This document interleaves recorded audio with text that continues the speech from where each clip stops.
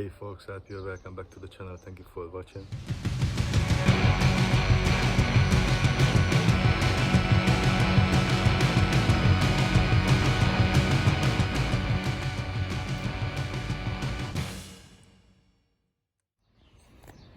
In this episode I'm going to talk about the Suzuki Gsx600f from '93, my daily ride front brake. The video has been requested by Piotr, how to replace the front brakes. So now this video is gonna be just kind of like a tutorial on how to do it. My brakes are still good, so I don't need it. So this is what it's gonna be all about. So a little bit about this brake pads wearing down. One of the indicator when you can see your brake fluid get lower. I have met with people with cars and they have a check light on the dashboard and the check light comes up with the brake. And yeah, the brake fluid is low, I have to top up. No, the brake fluid you don't have to top up because it's not running out of the system in a regular, if everything goes well, because that means there is leakage if you're losing brake fluid, which is dangerous. But in a normal situations, the brake fluid level gets lower. That means the brake pads are worn down and they is taking out more and more the cylinders, and the cavity and the place behind them gonna take more fuel to keep them on the outer position. So that's why the level gets lower.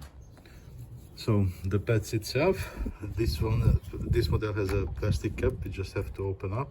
It's very simple, and it has two pins which holding the brake pads. There are springs which are for the vibration, to lower the vibration, and the two secure pins. But as I see, I have lost one, so it's a good thing. I'm gonna check it out. So how I used to do is, before I take it off, I move a little bit front and back, and then it's gonna release a little bit the tension of the pads.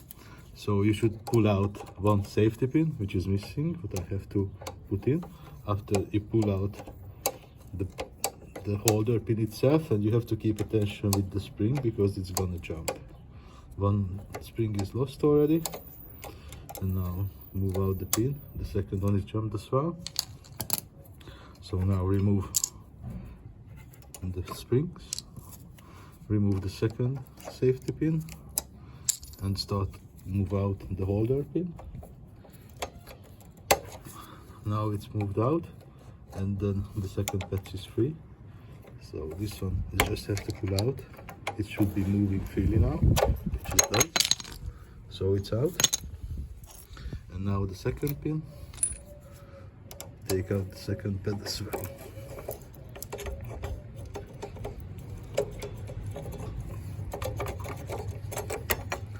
So the pads are out, and then need to lose up these two bolts and take off the entire caliper.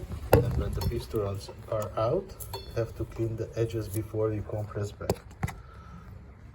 These are not so out because my pads are not so worn, but it seems it's only pressing out one side a little bit more than the other, which is not really how it should be. But luckily it did not cause any uneven wear of the brake pads, so it's okay, it seems. And when you clean them, you have a special tool to press them back, and always you have to clean before that, because the dirt on the cylinders can damage the rubber rings inside, and then it's gonna cause leakage, and the pressure not gonna be well. You're gonna lose pressure on it. So it always has to be cleaned before you push back. When it's done, you put it back, you torque down. I used to use some copper grease to avoid to stuck together, because this one is iron and this one's aluminum. So always use some anti-seize paste. And then the reverse procedure, put back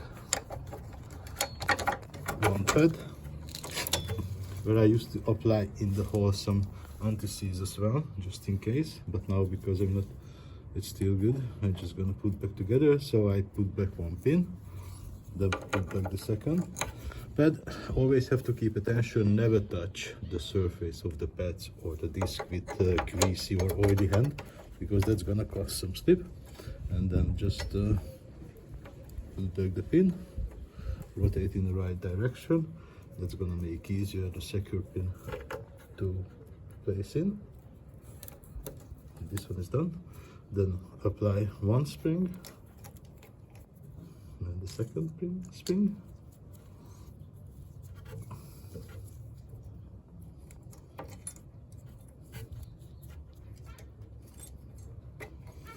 And slowly start to put back the other holder pin, and you have to keep attention. The spring has to be under the pin, and then it's in. Let's move to the other side. Now it's in.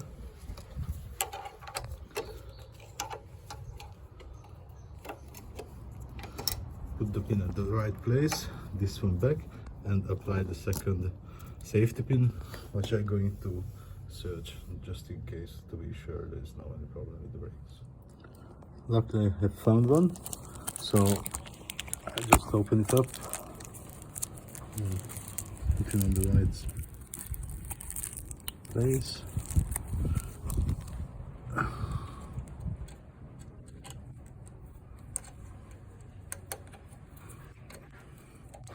So it's in. Now the cap can go back, and repeat the same thing at the other side. And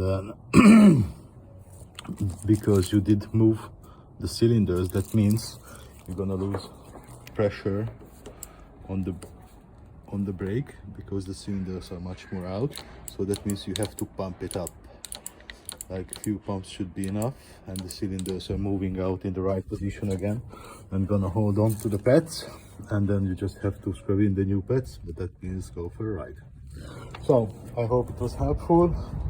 That's it for this episode, guys. Thank you for watching. If you liked it, see you in the next one. Bye bye.